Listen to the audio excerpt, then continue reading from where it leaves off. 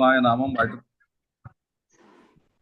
ദൈവ തിരുനാമം മഹത്വപ്പെടുമാറാകട്ടെ. വൈകിയ സമയം നമുക്ക് ഒരുമിച്ച് ദൈവസന്നിധിയിലേക്ക് എടുത്തു വരുവാൻ സർവശക്തനായ ദൈവം ഒരുക്കി തന്ന വിലയേറിയ ശ്രേഷ്ഠമായ അവസരത്തിനായി ദൈവത്തിന് സ്തോത്രം ചെയ്യുന്നു. ഇന്ന് മീറ്റിംഗ് ലീഡ് ചെയ്യുന്ന കർത്താവിന്റെ ദാസൻ മറ്റ് ഏവർക്കും ക്രിസ്തുയേശുവിന്റെ നാമത്തിലുള്ള സ്നേഹവന്ദനങ്ങൾ പ്രാരംഭമായി അറിയിക്കുന്നു. അല്പസമയത്തെ ദൈവവചന ചിന്തയ്ക്കായി ഒരു ദൈവവചന ഭാഗം വായിക്കുവാൻ ആഗ്രഹിക്കുന്നു. ആരെങ്കിലും ഒരു ദൈവവചന ഭാഗം വായിക്കുകയായിരുന്നെങ്കിൽ നല്ലതായിരുന്നു. 1 തെസ്സലോനിക്യ ലേഖനം 5-ാം അധ്യായം അതിന്റെ 23-24 വാക്യങ്ങൾ. 1 Thessalonians chapter 5 verse 23 and 24.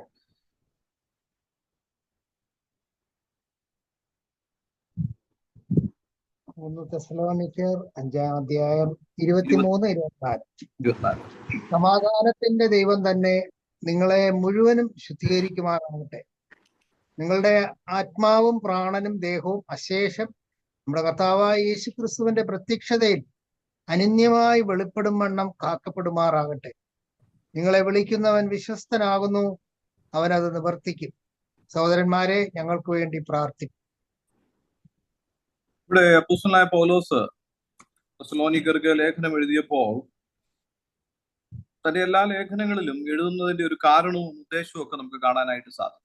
ഇവിടെയും ആ ഒരു ഉദ്ദേശത്തോടു കൂടെ തന്നെയാണ് താൻ ഈ ലേഖനം എഴുതിയിരിക്കുന്നത്.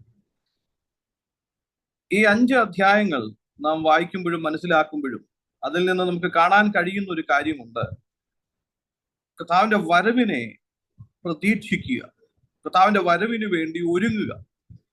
Waiting and preparing for his return എന്ന ഒരു തീമാണ് നമുക്ക് അതിൻ്റെ അകത്ത് കാണാനായി സാധിക്കും. കാത്തിരിക്കുന്ന, അതിനായി തയ്യാറാക്കുന്ന തരത്തിലുള്ള ഒരു സന്ദേശമാണ്. കേൾക്കാമോ ഞാൻ പറയുന്നത്?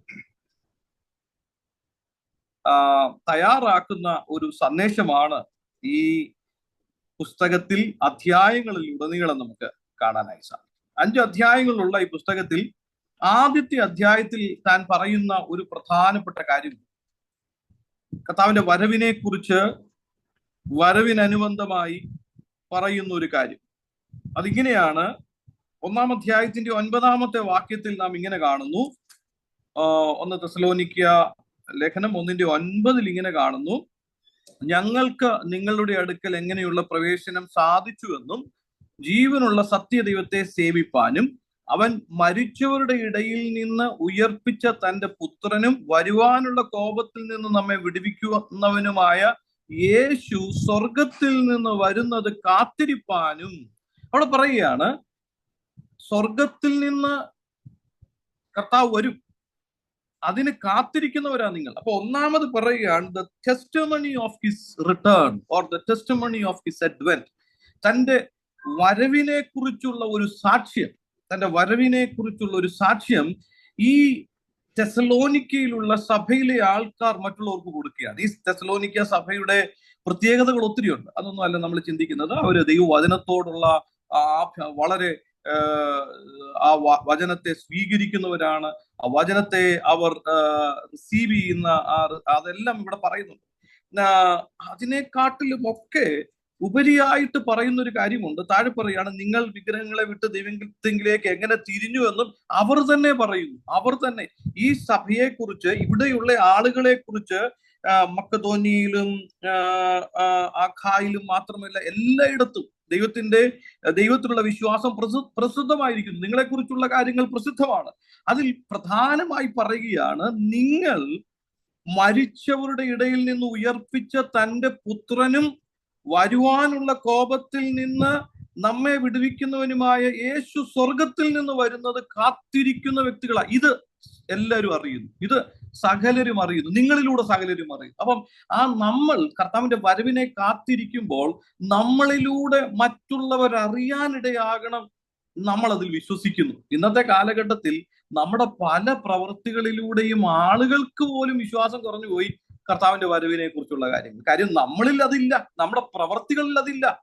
പ്രവൃത്തികളിൽ ഇല്ലാത്തത് കൊണ്ട് പലപ്പോഴും കർത്താവിന്റെ വരവിനെ കുറിച്ചുള്ള കാര്യങ്ങൾ മറ്റുള്ളവരിലേക്ക് നമ്മുടെ പ്രവൃത്തിയിലൂടെ എത്തുന്നില്ല. പക്ഷെ ഇവരുടെ കാര്യം അങ്ങനെയല്ല. അവരുടെ ഒരു വ്യത്യസ്തമായ ഒരു കാര്യമാണ്. ഈ സഭയെ കുറിച്ച് പറയുകയാണ്, നിങ്ങൾ കർത്താവിന്റെ വരവിനെ കുറിച്ച് നിങ്ങൾ വിശ്വസിക്കുന്ന കാര്യം അത് പ്രസിദ്ധമാണ്. നിങ്ങൾ ദ റിട്ടേൺ ഓഫ് ജീസസ്, യേശുവിന്റെ മടങ്ങി വരവിനെ കുറിച്ചുള്ള നിങ്ങളുടെ വിശ്വാസം അത് പ്രസിദ്ധമായിരിക്കുകയാണ്. 1-ാമത്തെ അധ്യായത്തിൽ പറയുന്നത് the testimony of his advent. നമ്മുടെയും ജീവിതത്തിൽ നമ്മുടെ പ്രവൃത്തികളിലൂടെ നമ്മൾ പറയുന്നുണ്ട്, പ്രവൃത്തികളിലൂടെയും ആളുകൾ മനസ്സിലാക്കട്ടെ നമ്മുടെ കർത്താവിന്റെ വരവ്, നമ്മുടെ കർത്താവിന്റെ വരവിനെ കുറിച്ചുള്ള നമ്മുടെ സാക്ഷ്യം ആളുകൾ അറിയാൻ കർത്താവ് ഇടയാക്കട്ടെ. രണ്ടാമത്തെ ഒരു കാര്യം ഈ കർത്താവിന്റെ വരവിനോടുള്ള ബന്ധത്തിൽ പറയുകയാണ്, ഹോപ്പ് ഓഫ് ദി അഡ്വെന്റ്. 2-ാമത്തെ വാക്യത്തിൽ പറയുകയാണ്, ഈ മടങ്ങി വരവിൽ നമുക്ക് സന്തോഷിക്കാൻ അല്ലെങ്കിൽ നമുക്ക് ആശിക്കാനൊക്കെ ഉള്ള ചില കാര്യങ്ങളുണ്ട്. കർത്താവ് മടങ്ങി വരും, ദാറ്റ് ഈസ് ഷ്യൂർ, അതിൻ്റെ അകത്തിൽ സംശയമൊന്നുമില്ല.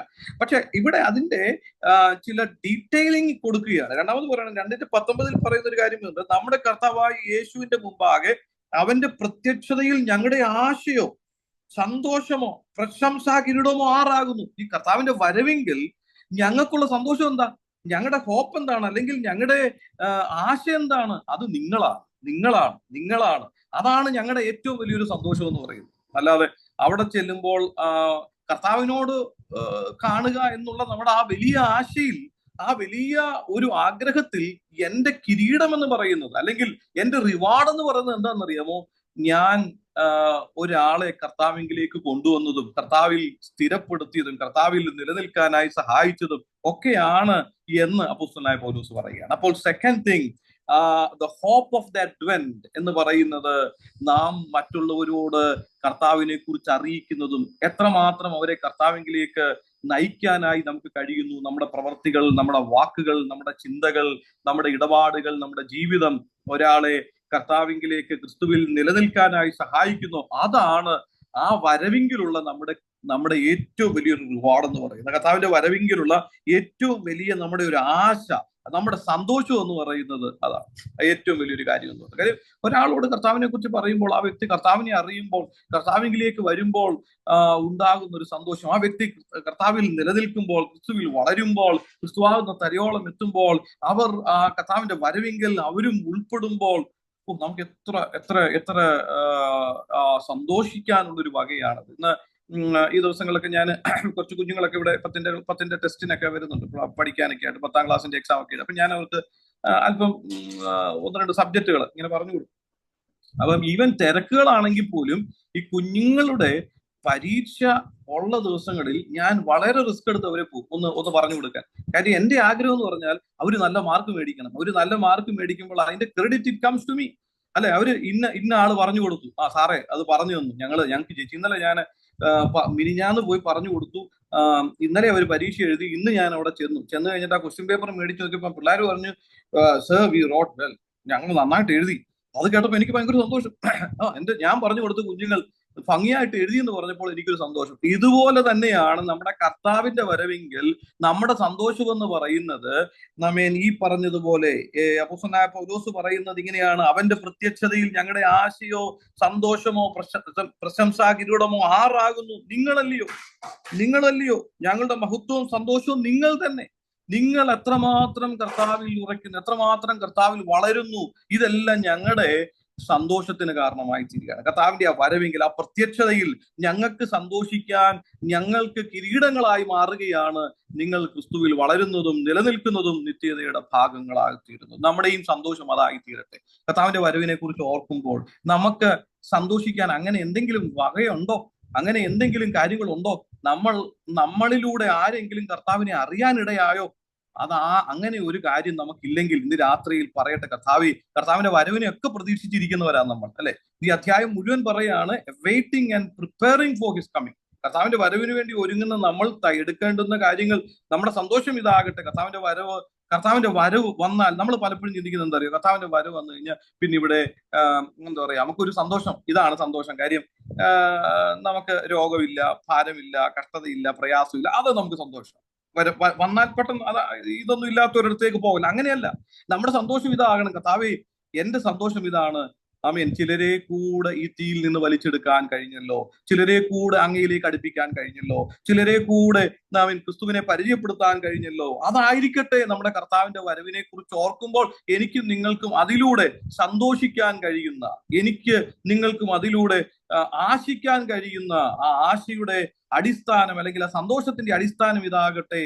നമ്മളിലൂടെ കർത്താവിനെ അറിയുന്ന, കർത്താവിനെ കേൾക്കുന്ന, കർത്താവിന്റെ സ്നേഹം മനസ്സിലാക്കുന്ന ചിലരാകട്ടെ നമ്മുടെ കർത്താവിന്റെ വരവിനെ കുറിച്ച് ഓർക്കുമ്പോൾ ഉണ്ടാകുന്ന സന്തോഷത്തിന്റെ അടിസ്ഥാനം എന്ന് അപ്പോസ്തലനായ പൗലോസ് ഇവിടെ രണ്ടാമതായി പറയുകയാണ്. Second thing is that the hope of our advent is the people they are in Christ through our ministry. നമ്മുടെ ശുശ്രൂഷയിലൂടെ, നിങ്ങൾ പാസ്റ്റർ ആകണമെന്നില്ല, നമ്മൾ ഏതെങ്കിലുമൊക്കെ സാഹചര്യത്തിൽ നാം ചെയ്യുന്ന ദൈവവേലയുടെ ഭാഗമായി ക്രിസ്തുവിലേക്ക് ആനയിക്കപ്പെടുന്ന, നിലനിൽക്കുന്ന, വളരുന്ന വ്യക്തികളാണ് കർത്താവിന്റെ വരവിങ്കൽ എന്റെയും നിങ്ങളുടെയും സന്തോഷം എന്ന് തിരിച്ചറിയാൻ, അതാണ് നമ്മുടെ കിരീടം എന്ന് തിരിച്ചറിയാൻ കർത്താവ് നമ്മളെ സഹായിക്കും. അപ്പൊ മൂന്നാമത്തെ ഒരു കാര്യം, 3-ാമത്തെ അധ്യായത്തിലാണ് മൂന്നാമത്തെ കാര്യം പറയുന്നത്. മൂന്നാമത്തെ കാര്യം ഇതാണ്, the sanctification of the Advent. വിശുദ്ധീകരണം, ആ ഒരു ശുദ്ധീകരണം നടക്കുകയാണ്. ആ കർത്താവിന്റെ വരവെങ്കിൽ ലേക്ക് വേണ്ടിയിട്ട്, അല്ലെങ്കിൽ അതിനോടനുബന്ധമായി നടക്കുന്ന ഒരു ശുദ്ധീകരണമാണ്. അത് കാണുന്നത് 3:13 ചാപ്റ്റർ 3:13. അതിങ്ങനെ വായിക്കുന്നു.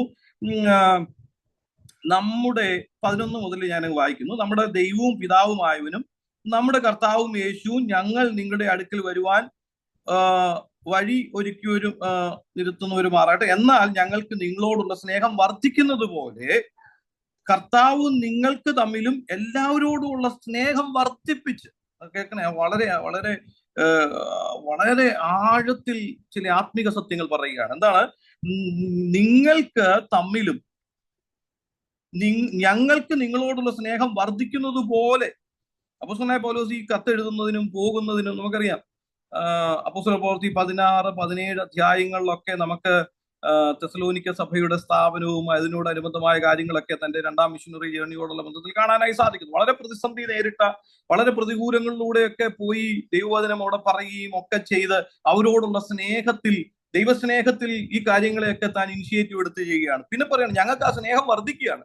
ആ വർദ്ധിക്കുന്നത് പോലെ തന്നെ നിങ്ങൾക്ക് തമ്മിലും അന്യോന്യം, അതോടൊപ്പം എല്ലാവരോടുമുള്ള സ്നേഹം വർദ്ധിച്ചിട്ട് തീരെയല്ല, കവിയുമാറാകുകയും, ഇങ്ങനെ നമ്മുടെ കർത്താവായ യേശു തന്റെ സകല വിശുദ്ധന്മാരുമായി വരുന്ന പ്രത്യക്ഷതയിൽ നമ്മുടെ ദൈവവും പിതാവുമായവന്റെ മുമ്പാകെ വിശുദ്ധീകരണത്തിൽ അന്യരായി വെളിപ്പെടും വണ്ണം നിങ്ങളുടെ ഹൃദയങ്ങളെ സ്ഥിരപ്പെടുത്തുകയും ചെയ്യുമാറാകട്ടെ. മൂന്നാമത്തെ ഒരു കാര്യം, സാങ്ക്ടിഫിക്കേഷൻ ഓഫ് ദി അഡ്വെന്റ്. ആ ഒരു വരവിങ്കൽ നമുക്കുണ്ടാകേണ്ടുന്ന ഒരു സാങ്ക്ടിഫിക്കേഷൻ എന്താണെന്നറിയാമോ?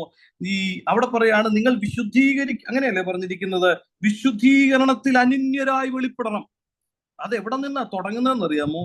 It should start from love. സ്നേഹത്തിൽ നിന്ന് തുടങ്ങണം, അല്ലെ? അങ്ങനെയാ എഴുതിയിരിക്കുന്നത്. അങ്ങനെയാ അതിന്റെ നിങ്ങൾ തമ്മിലും എല്ലാവരോടുമുള്ള സ്നേഹം വർദ്ധിച്ചിട്ട്, അങ്ങനെയാ ആ വിശുദ്ധീകരണം നടക്കുന്നത്. നമ്മൾ പലപ്പോഴും വിശുദ്ധീകരണത്തെ കാണുന്നതും വിശുദ്ധിയെ കാണുന്നതും നമ്മുടെ പെർസ്പെക്റ്റീവിലാണ്. ദൈവിക വിശുദ്ധി എന്ന് പറയുന്നത് it is different from our perspective. നമുക്കത് പൂർണ്ണമായിട്ട് നമ്മുടെ കണ്ണുകൾ കൊണ്ടോ നമ്മുടെ 5 ഇന്ദ്രിയങ്ങൾ കൊണ്ടോ 5 സെൻസിലൂടെ ഒന്നും പൂർണ്ണമായിട്ട് അതിനെ നമുക്ക് ഗ്രഹിക്കാനോ മനസ്സിലാക്കാനോ പരിമിതമായ ഈ അവസ്ഥയിൽ കഴിയുകയില്ല. അപ്പൊ നാം മനസ്സിലാക്കാൻ ശ്രമിക്കുന്നത് മുഴുവൻ മാനുഷികമായ തരത്തിലുള്ള ഒരു വിശുദ്ധിയെ കുറിച്ചാണ് നാം മനസ്സിലാക്കാനായി ശ്രമിക്കുന്നത്. പക്ഷെ if you try to understand ദൈവത്തിന്റെ വിശുദ്ധിയുടെ ആ ഒരു ശ്രേഷ്ഠതയെ കുറിച്ച് മനസ്സിലാക്കാനായി സാധിച്ചാൽ നമുക്ക് മനസ്സിലാകാൻ കഴിയുന്ന പ്രാഥമികമായ ഒരു കാര്യമുണ്ട്. എന്താണെന്നറിയാമോ? It is starting from love. സ്നേഹത്തിൽ നിന്നാണത് തുടങ്ങുന്നത്. സ്നേഹത്തിൽ നിന്നാണത് തുടങ്ങുന്നത്. ദൈവത്തെ കുറിച്ച് പറയുന്നത് ദൈവം സ്നേഹമാകുന്നു. ആ സ്നേഹത്തിൽ നിന്നാണ് ആ വിശുദ്ധിയിലേക്ക് ഉള്ളൊരു പ്രവേശനം. ആ സ്നേഹത്തിൽ നിന്നാണ് എനിക്കും നിങ്ങൾക്കും ആ വിശുദ്ധീകരണത്തിലേക്ക് കടക്കാനായി സാധിക്കത്തുള്ളൂ. വിശുദ്ധിയിൽ നിന്നല്ല സ്നേഹം ഉണ്ടാകുന്നത്, സ്നേഹത്തിൽ നിന്നാണ് വിശുദ്ധി ഉണ്ടാകുന്നത്. ഒത്തിരി അനേക ഉദാഹരണങ്ങൾ വേദപുസ്തകത്തിൽ നിന്നും ഒക്കെ പറയാൻ സമയമില്ലാത്തത് കൊണ്ട് ഞാൻ അതങ്ങനെ പറഞ്ഞ് ഇവിടെ നിർത്തുന്നു. ദൈവം സ്നേഹമാകുന്നു. ആ സ്നേഹത്തെ കുറിച്ച് മനസ്സിലാക്കുമ്പോൾ ആ സ്നേഹം നമ്മളിൽ നിന്ന് പുറപ്പെടുകയും കവിഞ്ഞൊഴുകുകയും ചെയ്യുക. അതാ ഇവിടെ പറഞ്ഞിരിക്കുന്നത്. അങ്ങനെയല്ലേ? വർദ്ധിച്ച്, ഇറ്റ് ഷുഡ് ഇൻക്രീസ്. ആ അഗപ്പെ ആ സ്നേഹം, ദൈവസ്നേഹം നമ്മളിൽ നിന്ന് വർദ്ധിച്ചിട്ട് ഇറ്റ് ഷുഡ് ഫ്ലഡ്. അല്ല, അതങ്ങ് ഫ്ലഡ് ആകണം, അതങ്ങ് ഒഴുകണം. അതങ്ങ് അതിൻ്റെ ഒരു കവിഞ്ഞൊഴുകുകയാണ്. പിന്നെ അതിൻ്റെ ഒരു മറയോ അല്ലെങ്കിൽ അതിൻ്റെ അകത്തിൽ വേർതിരിവോ ഒന്നുമില്ല. അന്യോന്യമുള്ള സ്നേഹം അത് നമ്മളിൽ നിന്ന് പുറത്തേക്ക് ഒഴുകുകയാണ്. ദൈവസ്നേഹം പുറത്തേക്ക് ഒഴുകുക. അങ്ങനെ ഒഴുകുമ്പോഴാണ് ആ വിശുദ്ധിയുടെ പൂർത്തീകരണത്തിലേക്ക് നാം എത്തുന്നത്. വിശുദ്ധികളുടെ, അല്ലാതെ ഞാൻ എടുക്കുന്ന ചില മാനുഷിക മാനദണ്ഡങ്ങൾ, അതായത് ആദ്യം പറഞ്ഞു, ഇതെല്ലാം നമ്മുടെ ഹ്യൂമൻ പെർസ്പെക്റ്റീവിലുള്ള ഹോളിനെസ്സോ അല്ലെങ്കിൽ സാങ്ക്ടിഫിക്കേഷനോ. പക്ഷെ ദൈവത്തിന്റെ പെർസ്പെക്റ്റീവിലുള്ള sanctification it start from loving each other. ദൈവത്തെ സ്നേഹിക്കുക, അതോടൊപ്പം തന്നെ മറ്റുള്ളവരെ സ്നേഹിക്കുക. അതാ ഏറ്റവും വലിയ കൽപ്പനയായിട്ട് തന്നെ കർത്താവ് പറയുന്നത്, അല്ലെ? ദൈവത്തെ സ്നേഹിക്കുക, മറ്റുള്ളവരെ സ്നേഹിക്കുക.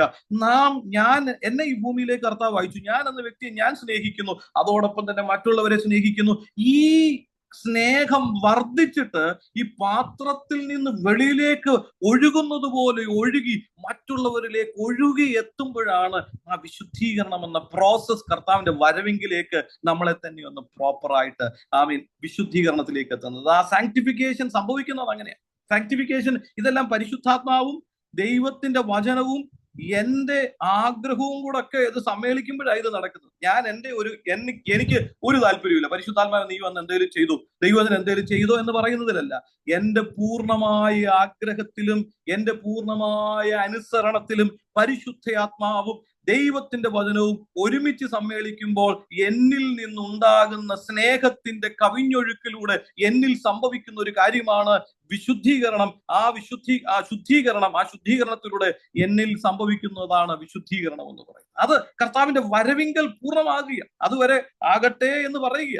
അപ്പൊ 1-ാമത്തെ അധ്യായത്തിൽ നാം കണ്ടു കർത്താവിന്റെ വരവിനെ കുറിച്ച്, testimony of his advent. 2nd chapter, hope of the advent. Hope എന്ന് പറയുന്നത് നമ്മുടെ ആശ. അത് മറ്റൊന്നുമല്ല, നമ്മളിലൂടെ, എന്റെ ജീവിതത്തിലൂടെ, എന്റെ വാക്കുകളിലൂടെ, എന്റെ ചിന്തയിലൂടെ, എന്റെ പ്രവൃത്തിയിലൂടെ ഒരു വ്യക്തി ക്രിസ്തുവിൽ സ്ഥിരപ്പെടുകയും ക്രിസ്തുവിങ്കിലേക്ക് വരികയും ആ കർത്താവിൽ വളരുകയും ചെയ്യുന്നത്, കർത്താവിന്റെ വരവിങ്കിൽ അവർ കാണപ്പെടുകയും ചെയ്യുന്നതാ എന്റെ സന്തോഷം, എന്റെ കിരീടം എന്ന് പറയുന്നത്. അല്ല, വേറെ ഒന്നുമില്ല, മറ്റൊന്നുമല്ല എന്റെ കിരീടം. അതാണെന്നാണ് അപ്പോസ്തലനായ പൗലോസ് പറയുന്നത്. 3-ാമത് പറയുകയാണ്, ഈ വരവിങ്കിലേക്ക് നാം വിശുദ്ധീകരണത്തിലേക്ക്, ആ വിശുദ്ധീകരണം എന്ന പ്രോസസ്സിലേക്ക് പോകുമ്പോൾ അവിടെ നിങ്ങൾ പിതാവിന്റെ മുമ്പാകെ വിശുദ്ധീകരണത്തിൽ അനന്യരായി വെളിപ്പെടണമെങ്കിൽ എന്ത് ചെയ്യണം? അന്യോന്യം സ്നേഹം.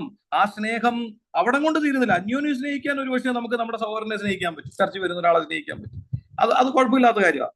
അവിടെ അതൊന്നും അല്ല. അതിന്റെ ഡെപ്ത് എന്ന് പറയുന്നത്, നിങ്ങൾ തമ്മിൽ എല്ലാവരോടും സ്നേഹം വർദ്ധിച്ച്, നിങ്ങൾ തമ്മിലും, അങ്ങനെയല്ലേ, നിങ്ങൾ തമ്മിലും എല്ലാവരോടും സ്നേഹം വർദ്ധിക്കണം.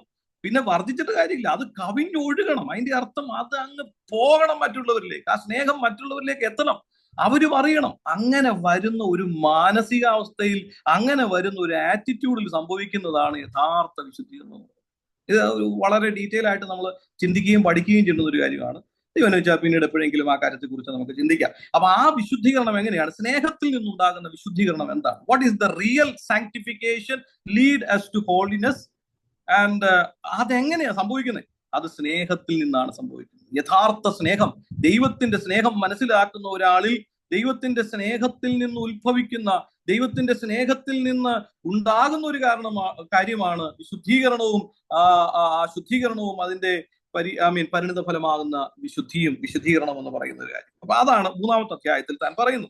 4-ാമത്തെ അധ്യായത്തിലേക്ക് വരുമ്പോൾ നമുക്ക് കാണുന്ന ഒരു കാര്യം, ഗ്ലോറി ഓഫ് ഹിസ് അഡ്വെന്റ്. തന്റെ വരവിന്റെ മഹത്വമാണ് 4-ാം അധ്യായത്തിൽ പറയുന്നത്. അതെന്താണ്? 4-ാം അധ്യായത്തിന്റെ 16 മുതലുള്ള വാക്യങ്ങൾ അവിടെ എന്താ വായിക്കുന്നത്? കർത്താവ് താൻ ഗംഭീരനാദത്തോടും പ്രധാന ദൂതന്റെ ശബ്ദത്തോടും ദൈവത്തിന്റെ കാഹളത്തോടും കൂടെ സ്വർഗത്തിൽ നിന്ന് ഇറങ്ങി വരികയും ക്രിസ്തുവിൽ മരിച്ചവർ മുമ്പേ ഉയർത്തെഴുന്നേൽക്കുകയും ചെയ്യും. പിന്നെ ജീവനോടെ ശേഷിക്കുന്ന നാം അവരോടുകൂടെ ഒരുമിച്ച് ആകാശത്തിൽ കർത്താവിനെ എതിരേൽപ്പാൻ മേഘങ്ങളിൽ എടുക്കപ്പെടും. ഇങ്ങനെ നാം എപ്പോഴും കർത്താവിനോടുകൂടെ ഇരിക്കും. ഈ വചനങ്ങളെ കൊണ്ട് അന്യോന്യം ആശ്വസിപ്പിക്കുകയും എന്ന് പറയുന്ന ആ ഭാഗം അവിടെ എന്താ പറയുന്നത്? ഗ്ലോറി ഓഫ് ഹിസ് അഡ്വെന്റ്, തന്റെ വരവിന്റെ മഹത്വത്തെ കാണിക്കുകയാണ്. നമ്മൾ എപ്പോഴും കർത്താവിന്റെ വരവിനെ കുറിച്ച് പറയുമ്പോൾ നമ്മൾ പറയുന്നൊരു കാര്യമുണ്ട്. ഈ ഇംഗ്ലീഷിൽ ഒരു കാര്യമുണ്ട്, ഫിഗർ ഓഫ് സ്പീച്ച് എന്ന് പറയും, അല്ലെ? ഈ താരതമ്യം, സിമിലി, മെറ്റഫറിക്കലി, ഓർ പിന്നെ എന്താ പറയാ, പേഴ്സോണിഫിക്കേഷൻ, ഇങ്ങനെയൊക്കെയുള്ള ചില കാര്യങ്ങളുണ്ട്. ഒന്നിനോടൊന്നും മറ്റൊന്നിനെ താരതമ്യം ചെയ്തിട്ട് ഒരു കാര്യത്തെ നാം പറയുന്നതിനെയാണ് എന്താ പറയുന്നത്? ഫിഗർ ഓഫ് സ്പീച്ച് എന്നൊക്കെ പറയുന്നത്. ഇവിടെ കർത്താവിന്റെ വരവിനോടുള്ള ബന്ധത്തിൽ നമ്മുടെ ഒരു ഫിഗർ ഓഫ് സ്പീച്ച് ഉണ്ട്. എന്താണെന്നറിയാമോ? മിക്കവാറും നമ്മളൊരു കള്ളനെ പോലെ കർത്താവ് വരും. ഇതാണ് കർത്താവിന്റെ വരവിനെ കുറിച്ചുള്ള നമ്മുടെ ഒരു കാര്യം. അതൊരൊറ്റ കാര്യത്തിലുള്ളൂ, സമയം അറിയുന്നില്ല, എന്നതിനെ കുറിച്ച് മാത്രമാണ് അത് പറയുന്നത്. അല്ലാതെ കർത്താവിന്റെ വരവെന്ന് പറയുന്നത് അത് മഹത്വമുള്ള ഒരു വരവായിരിക്കും. അല്ലാതെ കള്ളനെ പോലെ കള്ളം വരുന്ന പോലത്തെ ഒരു വരവല്ല. അത് ടൈമിങ്ങിനെ കുറിച്ച് മാത്രം പറയുന്നത്. We don't know exactly what is the time. കള്ളം വരുന്നത് നമുക്കറിയാം ഇല്ല, അതുകൊണ്ടുള്ള ഒരു തയ്യാറെടുപ്പ് അത് മാത്രമാണ്. ടൈമിനെ കുറിച്ച് മാത്രമാണ് ആ ഫിഗർ ഓഫ് സ്പീച്ചിൽ നമുക്ക് കാണാനായി കഴിയുന്നത്. പക്ഷെ തന്റെ വരവെന്ന് പറയുന്നത് ഇറ്റ് ഈസ് ഗ്ലോറിയസ് ഇവന്റ്. അതെന്ന് പറയുന്നത് ഏറ്റവും മഹത്വകരമായ, ഏറ്റവും ശ്രേഷ്ഠകരമായ ഒരു ഇവന്റ് ആണ്. അതാണ് ഇങ്ങനെ പറഞ്ഞത്, കർത്താവ് താൻ ഗംഭീരനാദത്തോടും. വെറുതെ ചുമ്മാതെ കളനെ പോലെ ആരും അറിയാതെ കയറി വരുന്ന ഒരു വരവില്ല. അത് ടൈമിന് മാത്രമാണ്, അറിയുന്നില്ല നമ്മൾ. ടൈമിനോടുള്ള ബന്ധത്തിൽ മാത്രം നമ്മൾ എടുക്കേണ്ടുന്ന ഒരു ഭാഗമാണ്. പക്ഷെ ആ വരവിന്റെ ആ ഒരു തീവ്രത നമുക്ക് കാണാനായി കഴിയുന്നത് ഇവിടെയാണ്. ആ ഗ്ലോറി, മഹത്വം കാണുന്നത് ഇങ്ങനെയാണ്. താൻ ഗംഭീരനാദത്തോടും പ്രധാന ദൂതന്റെ ശബ്ദത്തോടും ദൈവത്തിന്റെ കാഹളത്തോടും കൂടെ സ്വർഗത്തിൽ നിന്ന് ഇറങ്ങി വരും. അതും വിശദീകരണം അനേകം ആവശ്യമായതുകൊണ്ടും നമ്മുടെ ചിന്തയുടെ പ്രധാന ഭാഗം താഴെ ആയതുകൊണ്ടും ഞാൻ വിശദീകരിക്കാതെ അതിൽ നിന്ന് മുമ്പോട്ട് പോകുന്നു. അപ്പൊ 4-ാമത്തെ അധ്യായം പറയുന്ന ഒരു കാര്യം, the glory of his advent, തന്റെ വരവിന്റെ മഹത്വത്തെ കുറിച്ച് 4-ാമത്തെ അധ്യായം പറയുന്നു. 5-ാമത്തെ ഒരു അധ്യായം പറയുന്നതാണ് ഇന്ന് രാത്രിയിൽ നാം വായിച്ചു കേട്ട ദൈവവചന ഭാഗം. അതെന്താണ്? The security of his advent, തന്റെ വരവിന്റെ നമുക്കുള്ള സുരക്ഷിതത്വം അല്ലെങ്കിൽ സുരക്ഷ എന്താണ്? ആ വരവിൽ നമ്മൾ എത്രമാത്രം സെക്യൂർ ആണ്, അതിനെക്കുറിച്ചാണ് 5:23-24 വായിച്ചത്. ഇത്രയും കാര്യങ്ങൾ നമ്മുടെ മനസ്സിലേക്കൊന്ന് ചിന്തിച്ചിട്ട് ആ വായിച്ച ഭാഗം ഒന്നുകൂടെ വായിക്കാം. നമ്മൾ ആദ്യം വായിച്ചു തുടങ്ങിയ ഭാഗം. അപ്പൊ 1-ാമത്തെ അധ്യായത്തിൽ testimony of the advent, second hope of the advent, third thing sanctification of the advent, fourth one glory of his advent, and fifth one security of the advent, നമുക്കുള്ള സുരക്ഷിതത്വം എന്താ. ഇനി വായിച്ചാട്ടെ. ആരെങ്കിലും വായിച്ചവർ തന്നെ ഒന്ന് വായിച്ചു. 5:23. സമാധാനത്തിന്റെ ദൈവം തന്നെ നിങ്ങളെ മുഴുവനും ശുദ്ധീകരിക്കുമാറാകട്ടെ. നിങ്ങളുടെ ആത്മാവും പ്രാണനും ദേഹവും അശേഷം നമ്മുടെ കർത്താവായ യേശുക്രിസ്തുവിന്റെ പ്രത്യക്ഷതയിൽ അനന്യമായി വെളിപ്പെടും വണ്ണം കാക്കപ്പെടുമാറാകട്ടെ. ഇവിടെ പറയുകയാണ്, ഇറ്റ്സ് എ കംപ്ലീറ്റ് സെക്യൂരിറ്റി അല്ലെ.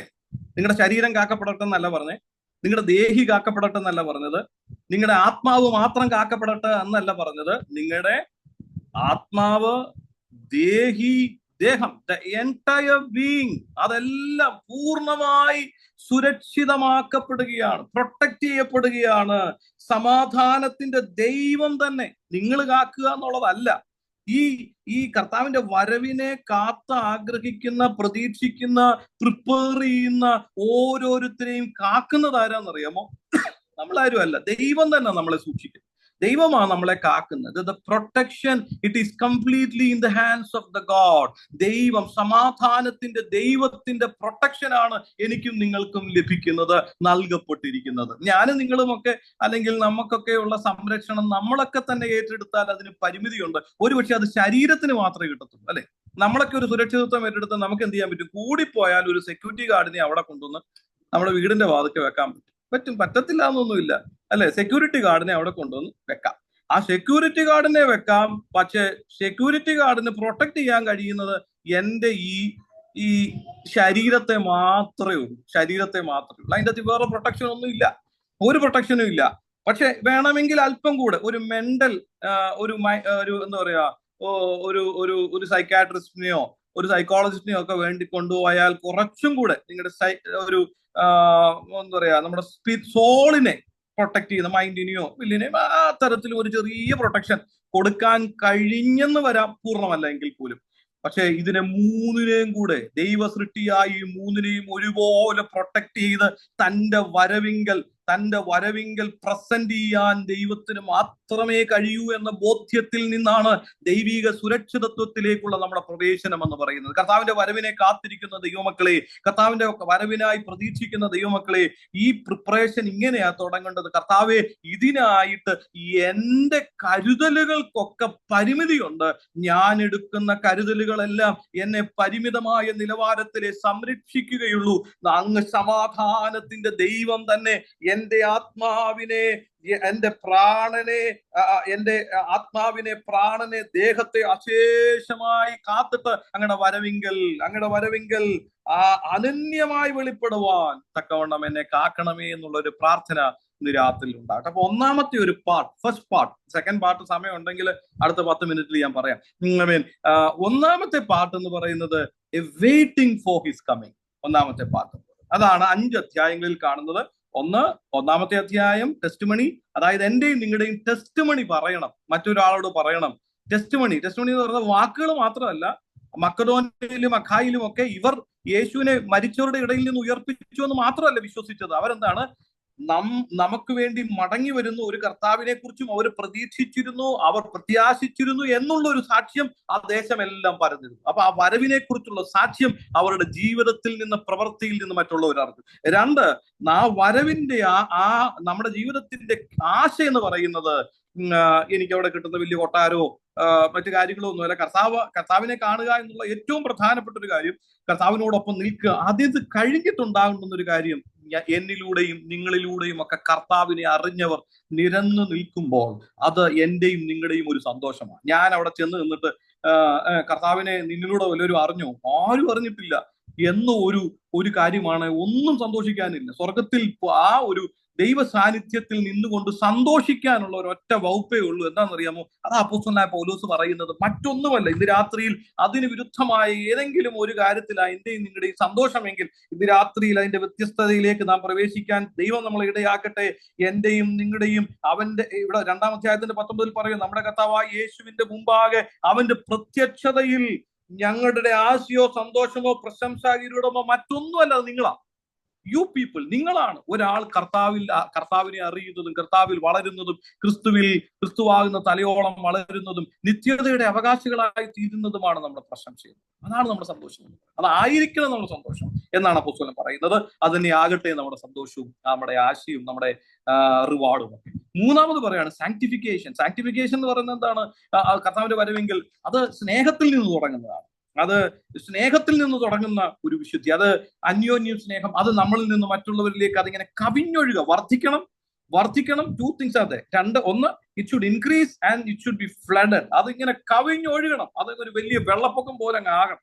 അതിന്റെ അകത്തിൽ നിന്നാണ് യഥാർത്ഥ വിശുദ്ധീകരണം ഉണ്ടാകുന്നത്. പിന്നെ അതിനകത്തിനൊന്നും തികഞ്ഞ സ്നേഹം എന്ത് ചെയ്യുക, എല്ലാத்தைയും പുറത്താക്കുക. പിന്നെ അവിടെ ഒന്നും ഭയമില്ല, പിന്നെ അവിടെ ഒരു കാര്യമില്ല. ആ ദൈവ സ്നേഹത്തിൽ അങ്ങ് നിറയപ്പെടുകയാണ്. ദൈവസ്നേഹത്തിൽ അവിടെയാണ് വിശുദ്ധീകരണം എന്ന പ്രോസസ് അതിൻ്റെതായ പൂർണ്ണ നിലവാരത്തിൽ സംഭവിക്കുന്നത്. 4-ാമത്തെ ഒരു കാര്യം, ഗ്ലോറി ഓഫ് ഹിസ് അഡ്വെന്റ്. കള്ളനെ പോലെ വരുന്നു എന്ന് പറയുന്ന സമയത്തെ മാത്രം ഉദ്ദേശിക്കുന്ന ഒരു കാര്യമാണ്.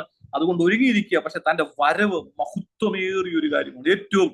ഏറ്റവും മഹത്വമായ ഒരു ഇവന്റ് ആയി തീരും കർത്താവിന്റെ സെക്കൻഡ് അഡ്വെന്റ് എന്ന് പറയുന്നത്, അല്ലെങ്കിൽ ഹിസ് റിട്ടേൺ എന്ന് പറയുന്നത്. അല്ല, 5th thing, security of the advent എന്ന് പറയുന്നത് അവന്റെ വരവെങ്കിലുള്ള സുരക്ഷിതത്വം. ശരീരത്തിന് മാത്രമല്ല, ആത്മാവിനും ദേഹത്തിനും ഒരുപോലെ സുരക്ഷിതത്വം തരാൻ കഴിയുന്ന ദൈവത്തിലുള്ള ഒരു ആശ്രയത്തിൽ നിന്ന് തുടങ്ങട്ടെ കർത്താവിന്റെ വരവിനെ കുറിച്ചുള്ള നമ്മുടെ പ്രതീക്ഷകളും ചിന്തകളും എല്ലാം.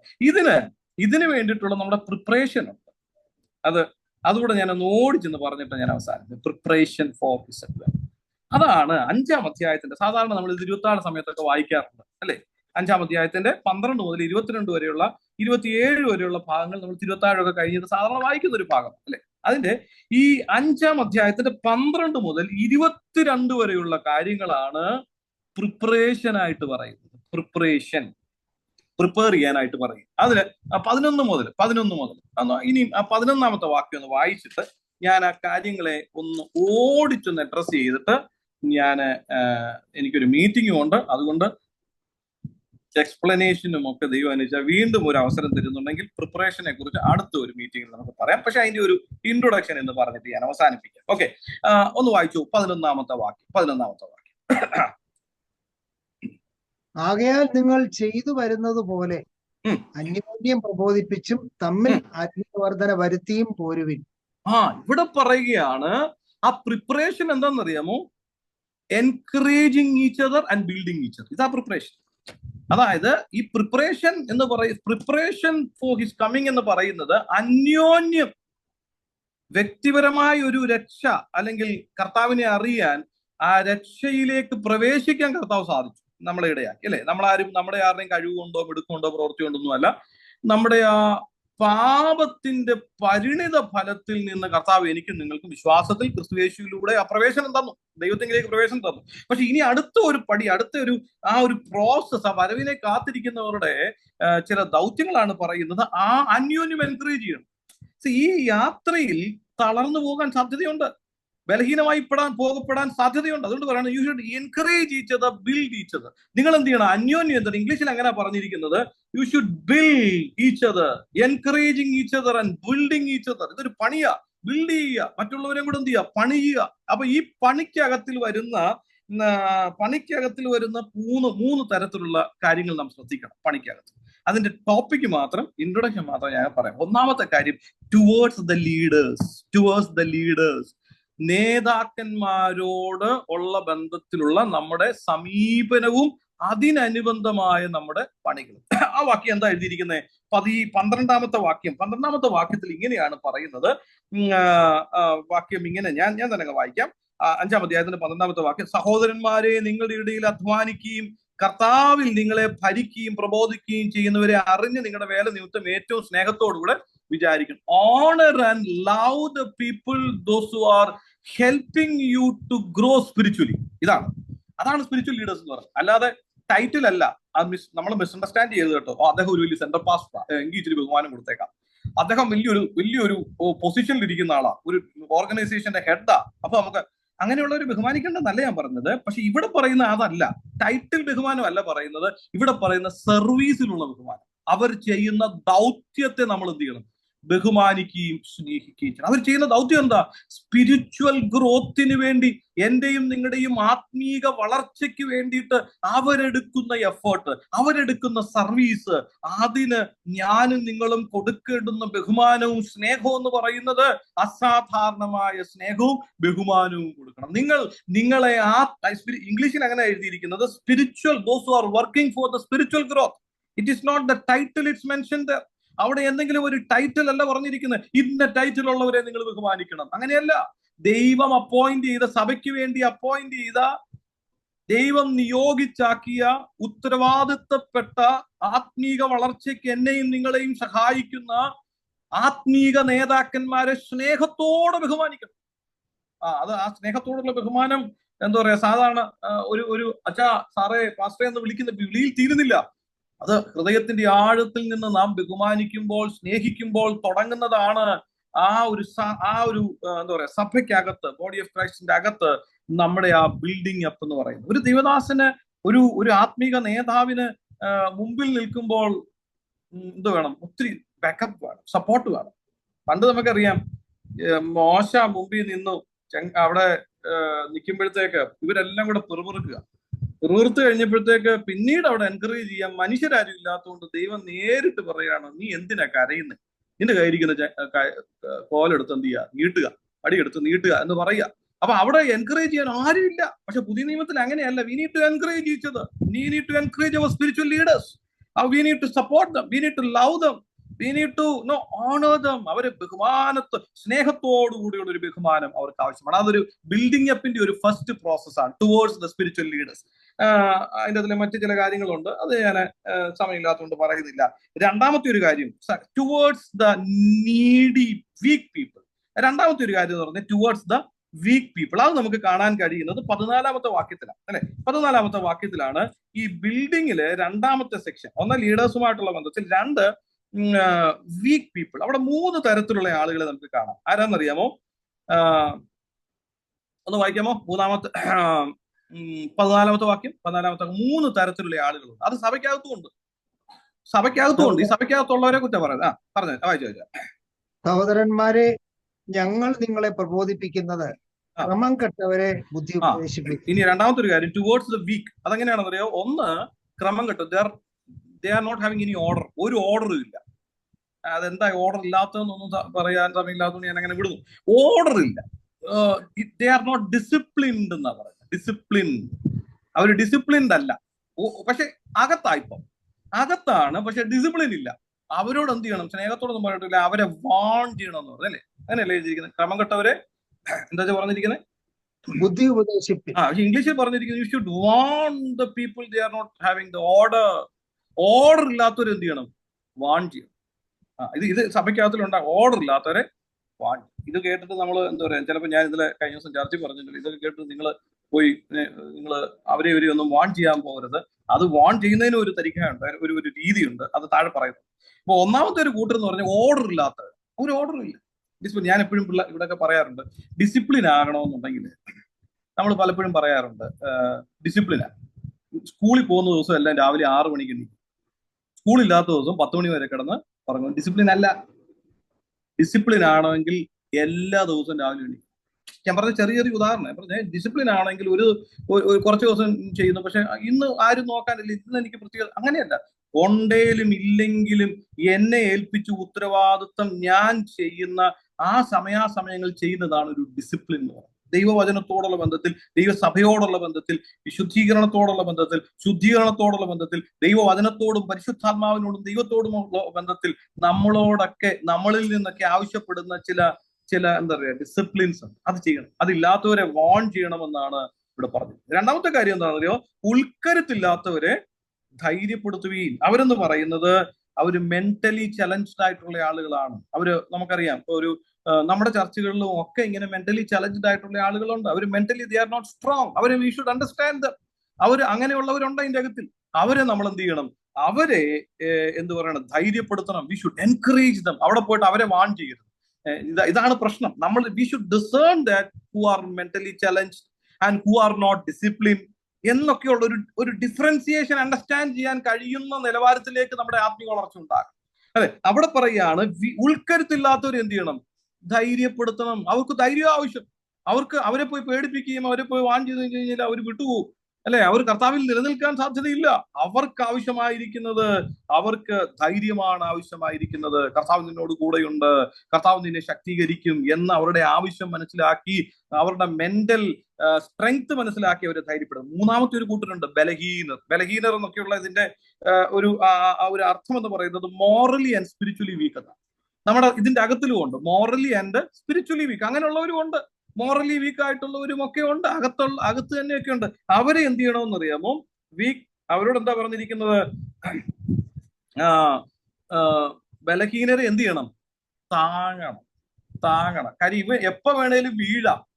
താങ്ങുന്ന ആരെയാ? വീഴുന്നവരെയല്ലേ താങ്ങുന്നത്, അല്ലാത്തവരെ താങ്ങേണ്ട കാര്യമൊന്നും ഇല്ലല്ലോ. അപ്പൊ എപ്പോഴും വീഴാൻ റെഡി ആയിട്ട് നിൽക്കുന്ന ചില ആളുകളുണ്ട്. അപ്പൊ പുറകെ നിൽക്കണം. ആത്മീയമായി കർത്താവിന്റെ വരവിനെ കാത്തു നിൽക്കുന്ന ഒരാൾ ബിൽഡ് ചെയ്യാന്ന് പറയുന്നത് മുമ്പേ വായിച്ചതുപോലെ ബിൽഡിംഗ് ഈച്ചർ എന്ന് പറയുമ്പോൾ ഈ താങ്ങുന്നതും ഒരു ബിൽഡിങ്ങാ. താങ്ങുക എന്ന് പറഞ്ഞു കഴിഞ്ഞാൽ വെറുതെ നമ്മുടെ മലയാള ഭാഷയിലെ ഒരു താങ്ങ് കൊടുത്തു അങ്ങനത്തേതല്ല. പുറകിൽ നിന്ന് അവർ എന്ത് ചെയ്യുക? നമ്മൾ കൈ കൊടുക്കുക. എടാ കുഞ്ഞെ, നീ വീഴരുത്, നീ വീഴാനായിട്ട് ഇടയാകരുത്, ഞാൻ കർത്താവിനോടൊപ്പം ഞാൻ നിന്റെ പുറകിൽ ഉണ്ടെന്ന് പറഞ്ഞ് അവനെ ഒന്ന് സപ്പോർട്ട് ചെയ്യുന്ന ഒരു താങ്ങും കൂടെ ഉണ്ടാകണം. അങ്ങനെ 3 തരത്തിലുള്ള ആളുകളെ നമുക്ക് കാണാൻ കഴിയും. ഒന്ന്, they are not in order ഇല്ലാത്ത, ഡിസിപ്ലിൻ ഇല്ലാത്തവർ. 2, മെന്റലി ചലഞ്ച്ഡ് ഓർ വീക്ക് ആയിട്ടുള്ളവർ. 3, spiritually and morally weak people that we can see inside the church. We need to support them. അവരെങ്ങനെയാ? എന്നിട്ട് ഈ 3 പേരെയും 3 നിലവാരത്തിൽ മനസ്സിലാക്കണം. പക്ഷെ താഴെ പറയാണ്, പക്ഷെ എല്ലാവരോടും എന്ത് ചെയ്യണം? ദീർഘക്ഷമയോടെ ആയിരിക്കണം. 3 പേരെയും ഡീൽ ചെയ്യുമ്പോഴും നമുക്ക് ദീർഘക്ഷമ വേണം. ഇല്ലെങ്കിൽ അവനെ കൊണ്ട് ഇനി ഒരു ഗുണമില്ല, അവൻ ഇനി രക്ഷപ്പെടാൻ സാധ്യതയൊന്നുമില്ല. കഴിഞ്ഞ ദിവസം ഒരു അച്ഛൻ പറഞ്ഞില്ല, എന്റെ പാസ്റ്റർ എന്റെ ഭാര്യയെ കുറിച്ച് യാതൊരു പ്രതീക്ഷയില്ല, ഇനി ദൈവം നേരിട്ട് ഇറങ്ങി വന്നാൽ പോലും അവിടെ രക്ഷപ്പെടുമെന്ന് തോന്നുന്നില്ല എന്നൊക്കെയുള്ള ഒരു നിലവാരത്തിൽ അദ്ദേഹം പറഞ്ഞു. എനിക്ക് ഭയങ്കര സങ്കടം തോന്നി അദ്ദേഹത്തിന്റെ ആ വാക്കുകളിൽ. എന്തുകൊണ്ട് ഇങ്ങനെ പറയുന്നു? അപ്പം ആ ഒരു അറിവില്ലായ്മ കൊണ്ടാ പറഞ്ഞത്, അല്ലെ? ഇങ്ങനെ ഒരു അറിവുണ്ടായിരുന്നുണ്ടെങ്കിൽ നമ്മൾ ദീർഘക്ഷമയോട് കർത്താവ് ഞാൻ അതിനു വേണ്ടി പ്രതീക്ഷിക്കുന്നു, ഞാൻ ആഗ്രഹിക്കുന്നു, കർത്താവ് അങ്ങയുടെ വരവിനെ പ്രതീക്ഷിച്ചിരിക്കുമ്പോൾ ഞങ്ങൾ അന്യോന്യം ബിൽഡ് ചെയ്യണമെന്ന് അങ്ങയുടെ വചനം പറഞ്ഞിരിക്കുന്നത്. അങ്ങനെയാണെങ്കിൽ എന്റെ ഉത്തരവാദിത്വം എന്താണെന്ന് മനസ്സിലാക്കി ബിൽഡ് ചെയ്യാൻ ആ വ്യക്തി തയ്യാറായിരുന്നു. പക്ഷെ ഇത് മനസ്സിലാക്കാഞ്ഞത് കൊണ്ട് തന്റെ വാക്കുകൾ അങ്ങനെ ആയി തീർന്നു. രാത്രിയിൽ നമുക്ക് പറയാനായിട്ട് കഴിയട്ടെ, നമ്മുടെ ചുറ്റുപാടുകളിലും ഒരുപക്ഷെ നമ്മുടെ കൂടെയും ഓർഡർ ഇല്ലാത്തവർ കാണും, ഡിസിപ്ലിൻ ഇല്ലാത്തവർ കാണും. നിങ്ങൾക്ക് ആ ഡിസിപ്ലിൻ കാണും, കുഴപ്പമില്ല. അവരെ ചെറുതായി വാൺ ചെയ്യുക, അതും ക്ഷമയോടുകൂടെ വാൺ ചെയ്യുക. ഉൾക്കരുത്തില്ലാത്തവർ കാണും, മെന്റലി ചലഞ്ച് ഉള്ളവർ കാണും, അവരെ ധൈര്യപ്പെടുത്തുക. 3, ബലഹീനർ കാണും, അവരെ താങ്ങി നിർത്തുക. ഇതാണ് towards the needy weak people. 1, towards the leaders, and 2, towards the weak people, and 3, towards your spiritual growth. മൂന്നാമത്തെ ഒരു കാര്യം അതോടെ പറഞ്ഞ അവിടെ അവസാനിപ്പിക്കുക. Towards your spiritual growth. മൂന്നാമത്തെ കാര്യം അതെന്താണെന്നറിയാമോ? അവിടെ നമുക്ക് കാണാൻ കഴിയുന്നത് എപ്പോഴും എന്ത് ചെയ്യണം? സന്തോഷിക്കണം. എപ്പോഴും സന്തോഷിക്കണം. രണ്ടാമത് എന്താ പറയുന്നത്? ഇടവിടാതെ പ്രാർത്ഥിക്കണം. മൂന്നാമതെന്താ പറയുന്നത്? എല്ലാത്തിലും സ്തോത്രം ചെയ്യണം. എക്സ്പ്ലനേഷൻ ഇല്ലാതെ ഞാൻ പറയാം. ഒന്നാമത്തെ കാര്യം, it says about the affection towards the Lord. കർത്താവുമായിട്ടുള്ള ഒരു അഫെക്ഷനിൽ നിന്നാണ് എന്തുണ്ടാകുന്നത്? സന്തോഷം വരും. അഫെക്ഷൻ ഇല്ലെങ്കിൽ ഒരു സന്തോഷമുണ്ട് ഒരു ഇല്ല. കർത്താവുമായിട്ട് അഫെക്ഷൻ ഉള്ളപ്പം അത്രമാത്രം അഫക്റ്റഡാ, അത്രമാത്രം ഒരു അഫെക്ഷൻ ഉള്ളപ്പോഴാണ് എനിക്ക് എന്തുണ്ടാകുന്നത്? എപ്പോഴും സന്തോഷം വരും. അല്ലെ, നമ്മൾ സ്നേഹിക്കുന്ന ആരെങ്കിലും നമ്മളോടൊപ്പം ഇല്ലാതിരിക്കുകയാണ്, നമുക്ക് ആ സന്തോഷമുണ്ടോ? ഇല്ല. അല്ലെ, നമുക്ക് ആ സന്തോഷമില്ല. അപ്പൊ സന്തോഷം വരുന്നത് എപ്പോഴും സന്തോഷിക്കുന്ന എപ്പോഴാണെന്ന് അറിയാമോ? എപ്പോഴും കർത്താവ് കൂടെ ഉള്ളപ്പോഴാണ്. ചിലർക്ക് ആ സന്തോഷമില്ല. കാര്യം എപ്പോഴും കർത്താവ് കൂടെ ഇരുന്ന നമ്മുടെ പരിപാടികളൊന്നും നടക്കത്തില്ലല്ലോ. അപ്പൊ അങ്ങനെ ഒരു സന്തോഷം ഇല്ലായ്മയുണ്ട്. പക്ഷെ യഥാർത്ഥത്തിൽ കർത്താവിന്റെ സാന്നിധ്യത്തെ, കർത്താവിനെ തിരിച്ചറിയുന്ന ആളുകൾ എപ്പോഴും എന്ത് ചെയ്യും? സന്തോഷിക്കുവാനായിട്ട്. രണ്ട് പറയണം, ഇടപെടാതെ പ്രാർത്ഥിക്കണം. It says about the communication, it says about the connection, it says about the communion with the Lord. അല്ലെങ്കിൽ സിമ്പിൾ ആയിട്ട് നമുക്ക് പറയാം, connection with the Lord. First one is the affection, second one is the connection. ദൈവമായിട്ടുള്ള കണക്ഷനെ കുറിച്ച് പറയുക. എപ്പോഴും പ്രാർത്ഥിക്കുക എന്ന് പറഞ്ഞാൽ എപ്പോഴും പോകുന്ന വഴിക്ക് സ്തോത്രം, അങ്ങനെയല്ല. ആ കണക്ഷൻ എപ്പോഴും ബന്ധമുള്ളവരായിരിക്കും. മൂന്നാമത്തെ കാര്യം പറയാണ്, എല്ലാത്തിലും എന്ത് ചെയ്യണം? സ്തോത്രം പറയും. It says about the gratitude. അത് പറയുകയാണ്, ആ ഗ്രാറ്റിറ്റ്യൂഡിനെ കുറിച്ച് പറയുകയാണ്. അവിടെ പറയുകയാണ് നന്ദിയുള്ളവരായിരിക്കുന്ന ഒരു കാര്യത്തെ കുറിച്ച് പറയാണ്. അപ്പം ഈ ഭാഗം പറയുന്നത് അവർ സ്പിരിച്വൽ ഗ്രോത്ത്. ഇവിടെ കൊണ്ട് തീരുന്നില്ല കേട്ടോ, ഒരു കാര്യം കൂടെ താഴെ കൂടെ പറയുന്നുണ്ട്. ഇതോടെ പറഞ്ഞ ഇവിടെ അവസാനിപ്പിക്കാം. അപ്പം നമ്മളോടുള്ള ബന്ധത്തിലുള്ള ബിൽഡ് ചെയ്യേണ്ടുന്ന കാര്യമുണ്ട്. എന്താണെന്നറിയാം? ഒന്ന്, എപ്പോഴും സന്തോഷിക്കണം, ഇടപെടാതെ പ്രാർത്ഥിക്കണം, എല്ലാത്തിനും സ്തോത്രം ചെയ്യണം. നമ്മുടെ അഫെക്ഷൻ ദൈവമായിട്ടുള്ളത് മുറിഞ്ഞിട്ടുണ്ടെങ്കിൽ അത് ബിൽഡ് ചെയ്യാൻ കഴിയും. രണ്ട്, കർത്താവിന്റെ വരവിനെ നാം പ്രതീക്ഷിക്കുന്നവരാണ്. പ്രതീക്ഷിച്ചിരിക്കുന്ന ദൈവമക്കളെ നാം നമ്മുടെ ദൈവമായിട്ടുള്ള ബന്ധം. രണ്ട്, അഫെക്ഷൻ, ആ ഒരു അഭേദ്യമായൊരു. രണ്ട്, നമ്മുടെ കണക്ഷൻ. മൂന്ന്, നമ്മുടെ ആ ഒരു ഗ്രാറ്റിറ്റ്യൂഡ് ഉള്ള ഒരു ആറ്റിറ്റ്യൂഡ് നമുക്കുണ്ടാകാനായിട്ട്. അടുത്തൊരു കാര്യം കൂടെ അവിടെ പറയുകയാണ്, ആത്മാവിനെ എടുക്കരുത്. അതല്ലേ അവിടെ പറയുന്നത്, ആത്മാവിനെ എടുക്കരുത്. നമ്മളിപ്പോ പറഞ്ഞു വരുന്നത് ഏത് ഭാഗമാണ്? ഇതുകൂടെ ഉണ്ടോ നിങ്ങൾ? ഞാൻ ആ സ്പീഡിൽ അങ്ങ് പോയത് കൊണ്ടും സമയം മുമ്പിൽ പോകുന്നതുകൊണ്ട് ഞാൻ അങ്ങ് സ്പീഡിൽ അങ്ങ് പോയതാണ്. 1 തെസ്സലോനിക്കർ 5-ാം അധ്യായം 11 മുതൽ 22 വരെയുള്ള ഭാഗങ്ങളാണ് പ്രിപ്പയറിംഗ് ഇൻസൈഡ് ദ ചർച്ച് എന്ന് അതിനെ പറയും. അപ്പം ഇതിന്റെ അകത്തിൽ 3 കാര്യങ്ങളാണ്. ഒന്ന്, towards the leaders, towards the weak and towards നമ്മളോടുള്ള ബന്ധത്തിൽ നമ്മൾ എടുക്കേണ്ടുന്ന ചില ആത്മീക കാര്യങ്ങൾ. അതിനോടനുബന്ധമായി പറയുന്ന ഒരു കാര്യം, ആത്മാവിനെ എടുക്കരുത്. അതിന്റെ അർത്ഥം ഇത്രയോ. അതിന്റെ അർത്ഥം ഞാൻ ഇവിടെ ആത്മീയമായി നമുക്ക് മനസ്സിലാക്കുന്നത്, പരിശുദ്ധാത്മാവ് 3 തലങ്ങളിലുള്ള പ്രവൃത്തിയാ ചെയ്യും. 3 തലങ്ങൾ. ഒന്ന്, ദൈവത്തെ അറിയാത്ത ഒരു വ്യക്തിയോടുള്ള ബന്ധത്തിൽ പരിശുദ്ധാത്മാവിന്റെ പ്രവർത്തനം. 2, ദൈവത്തെ അറിഞ്ഞ ഒരു വ്യക്തിയോടുള്ള ബന്ധത്തിൽ പരിശുദ്ധാത്മാവിന്റെ പ്രവർത്തനം. 3, ദൈവ സഭയോടുള്ള ബന്ധത്തിൽ പരിശുദ്ധാത്മാവിന്റെ പ്രവർത്തനം. 3 കാര്യങ്ങളാണ്. ഒന്ന്, ദൈവത്തെ അറിയാത്ത ഒരുവനോടുള്ള ബന്ധത്തിൽ പരിശുദ്ധാത്മാവിന്റെ പ്രവർത്തനം. അവിടെയാണ് സുവിശേഷീകരണം എന്ന ദൗത്യം നമ്മളെ ഏൽപ്പിച്ചിരിക്കുന്നത്. നമ്മൾ പോയി സുവിശേഷം പറയുമ്പോൾ ആ വ്യക്തിയിൽ പരിശുദ്ധാത്മാവ് ഉണ്ടായിട്ടൊന്നും അല്ലല്ലോ ഈ സംഭവം അങ്ങോട്ട് കയറുന്നത്. അല്ല, സുവിശേഷത്തിന്റെ ശക്തി. ആ സുവിശേഷത്തിന്റെ ശക്തി എന്ന് പറയുമ്പോൾ ക്രൂശിന്റെ ആ വചനം പരിശുദ്ധാത്മാവിന്റെ ശക്തിയിൽ ഞാനും നിങ്ങളും എന്റെ വായിൽ നിന്നും നിങ്ങളുടെ വായിൽ നിന്നും പുറപ്പെട്ടു ചെല്ലുമ്പോൾ ആ വ്യക്തിയിൽ ഉണ്ടാകുന്ന ചലനം, പരിശുദ്ധാത്മാവ് പുറത്തു നിന്ന് നടത്തുന്ന ചലനമാണ് ആ സുവിശേഷീകരണത്തിലൂടെ ആ വ്യക്തിയിൽ ഉണ്ടാകുന്ന മാറ്റം. ആ വ്യക്തിയുടെ അകത്ത് പരിശുദ്ധാത്മാവ് ഉണ്ടായിട്ടല്ല, പരിശുദ്ധാത്മാവ് പുറത്തു നിന്ന് ക്രൂശിന്റെ വചനത്തിന്റെ ശക്തി, സുവിശേഷത്തിന്റെ ശക്തിയിൽ പരിശുദ്ധാത്മാവ് വ്യക്തിയിൽ നടത്തുന്ന മാറ്റമാണ് ആ വ്യക്തിക്കുണ്ടാകുന്ന കർത്താവിലേക്കുള്ള മടങ്ങി വരവെന്ന് പറയുന്നത്. അതാണ് ഒന്നാമത്തെ ഒരു പ്രവൃത്തി, സുവിശേഷീകരണത്തോടുള്ള ബന്ധത്തിൽ പരിശുദ്ധാത്മാവിന്റെ ദൗത്യം. അത് നമ്മൾ തുച്ഛീകരിക്കരുത്. അതിന് ദൈവം വെച്ചിരിക്കുന്ന ചില കാര്യങ്ങളുണ്ട്. എനിക്ക് നിങ്ങൾക്കും പോയി പറയുമ്പോൾ 1 കൊരിന്ത്യ ലേഖനം എന്താ പറയാ 12-ാം അധ്യായത്തിന്റെ 4 മുതലുള്ള ചില കൃപാവരങ്ങളൊക്കെ തന്നിട്ടുണ്ട്. ഇത് ശക്തമായ സുവിശേഷീകരണത്തിന് വേണ്ടി തന്നേക്കുന്ന, അല്ലേ? ശക്തമായി എക്സ്പ്ലെയിൻ ചെയ്യുന്നില്ല. ശക്തമായ സുവിശേഷീകരണത്തിന് പൊതു നന്മയ്ക്കെന്ന് അവിടെ എഴുതിയിരിക്കുന്നത്. പബ്ലിക്കിന്റെ നന്മയ്ക്ക് വേണ്ടിയിട്ടാണ്. ആ നന്മ എന്താ? സുവിശേഷം കൊടുക്കുന്ന നന്മ അല്ലാത്ത നന്മ, നമ്മള് കുറച്ച് ഫുഡ് കൊണ്ട് കൊടുക്കുന്ന നന്മ, അതൊക്കെ നന്മയാ. പക്ഷെ ദൈവവചനത്തിന്റെ അടിസ്ഥാനത്തിലുള്ള നന്മ എന്ന് പറയുന്നത് നന്മ സുവിശേഷിക്കുന്നവരുടെ കാൽ, നന്മ സുവിശേഷിക്കുന്നവരുടെ ജീവിതം. നന്മ എന്താ? ആ സുവിശേഷമാകുന്ന നന്മ ഒരുവനിലേക്ക് എത്തിക്കുക. ആ നന്മ, ആ സുവിശേഷത്തിന്റെ നന്മ വേറൊരാളിലേക്ക് എത്തിക്കാൻ ദൈവം എന്നിൽ തന്നിരിക്കുന്ന ആ നിയോഗം പരിശുദ്ധാത്മാവിൽ, അതിനെ തുച്ഛീകരിക്കരുത്. ഒരാളിൽ ദൈവം കൊടുത്തിരിക്കുന്ന കൃപാവരങ്ങൾ, അവിടെ പറഞ്ഞിരിക്കുന്ന വരങ്ങളെല്ലാം it is for the public and മറ്റുള്ളവരെ കർത്താവിലേക്ക് നയിക്കുന്ന, അതിനെ തുച്ഛീകരിക്കരുത്. ഇന്ന് അനിവാശയില്ലെന്നും പ്രവചനമില്ലെന്നും ഇതൊന്നും നമ്മൾ എന്ത് ചെയ്യരുത്. We should not. ഇതെല്ലാം ഒറ്റ കാര്യമുള്ളൂ, ഇത് ചെയ്യുന്നതിലൂടെ കർത്താവിലേക്ക് ആൾക്കാർ വരുന്നുണ്ടോ, അതോ ആ വ്യക്തിയിലേക്കാണോ പോകുന്നത്? ദെൻ വി നീഡ് ആ വ്യക്തിയിലേക്ക് ആകർഷിക്കപ്പെടുന്നതെങ്കിൽ ദെൻ ഇറ്റ് ഈസ് റോങ്. ഞാനൊരു കാര്യം ചെയ്യുന്നതിലൂടെ എന്നിലേക്ക് ആകർഷിക്കപ്പെടുന്നതെങ്കിൽ ഇറ്റ് ഈസ് റോങ്. പക്ഷെ ആ എന്ത് സുവിശേഷീകരണത്തിൽ പരിശുദ്ധാത്മാവിന്റെ ദൗത്യം, സുവിശേഷീകരണത്തിൽ പരിശുദ്ധാത്മാവിന്റെ ആ ദൗത്യത്തിൽ ആ പരിശുദ്ധാത്മാവ് എന്നിലൂടെ ചെയ്യുന്ന പ്രവൃത്തികൾ എന്നിലേക്കല്ല ആകർഷിക്കപ്പെടുന്നത്, യേശുവിലേക്കാണ് ആകർഷിപ്പിക്കുന്നത്. അങ്ങനെ ഒരു സുവിശേഷീകരണത്തിന്റെ പ്രവൃത്തിക്കായി പരിശുദ്ധാത്മാവ് ചെയ്യുന്ന പ്രവൃത്തികളെ തുച്ഛീകരിക്കരുത് എന്ന് തന്നെയാണ് ഒന്ന് സുവിശേഷീകരണം. രണ്ട്, വ്യക്തിപരമായ ജീവിതത്തിൽ പരിശുദ്ധാത്മാവിന്റെ ദൗത്യത്തെ തുച്ഛീകരിക്കരുത്. വ്യക്തിപരമായ ജീവിതത്തിൽ അതെന്താ? ഗലാത്യ ലേഖനം 5:22 കാണുന്നത് പോലെ ആത്മാവിന്റെ ഫലം, സ്നേഹം, സന്തോഷം, ആ തരത്തിലുള്ള ഫലങ്ങൾ ഒരു വ്യക്തിയിൽ വർദ്ധിച്ചു വരുന്നതിനോടുള്ള ബന്ധത്തിൽ ഒരു കാര്യവും നാം എന്ത് ചെയ്യരുത്, പരിശുദ്ധാത്മാവിന്റെ പ്രവർത്തികളെ തുച്ഛീകരിക്കും. അത് ഡെവലപ്പ് ആകുന്നുണ്ടോ, എന്നിൽ ആ തരത്തിലുള്ള കാര്യങ്ങൾ ഡെവലപ്പ് ആകുന്നുണ്ടോ എന്ന് ഇടയ്ക്കിടയ്ക്ക് ഒന്ന് ചോദന ചെയ്യണം. അതിനെ തുച്ഛീകരിക്കരുത്, കുറച്ച് കാണരുത്, ചെറുതാക്കി കാണരുത്. അതിന്റെ ഡെവലപ്മെന്റിന് പരിശുദ്ധാത്മാവ് നൽകുന്ന, പരിശുദ്ധാത്മാവിലൂടെയുള്ള ഇമ്പോർട്ടൻസിനെ നാം കുറച്ച് കാണരുത്. എന്റെ എഫേർട്ട് അല്ല അവിടെ, പരിശുദ്ധാത്മാവിൽ ഞാൻ എടുക്കുന്ന സ്റ്റെപ്പുകൾക്കാണ് പ്രാധാന്യം. പരിശുദ്ധാത്മാവിനെ മാറ്റി നിർത്തി ഞാൻ ചെയ്യുന്നതിന് ഒരു പ്രാധാന്യവുമില്ല. അവിടെയാണ് നാം പരിശുദ്ധാത്മാവിനെ തുച്ഛീകരിക്കുന്നത്. മൂന്നാമത്തെ ഒരു കാര്യം എന്താണ്? സുവിശേഷീകരണത്തിൽ 3, സഭയോടുള്ള ബന്ധം. സഭയോടുള്ള ബന്ധത്തിൽ എഫേസ്യ ലേഖനം, ഇതൊന്നും സമയത്തിന്റെ പരിമിതി കൊണ്ട് ഞാൻ അവിടെ നിർത്തുക.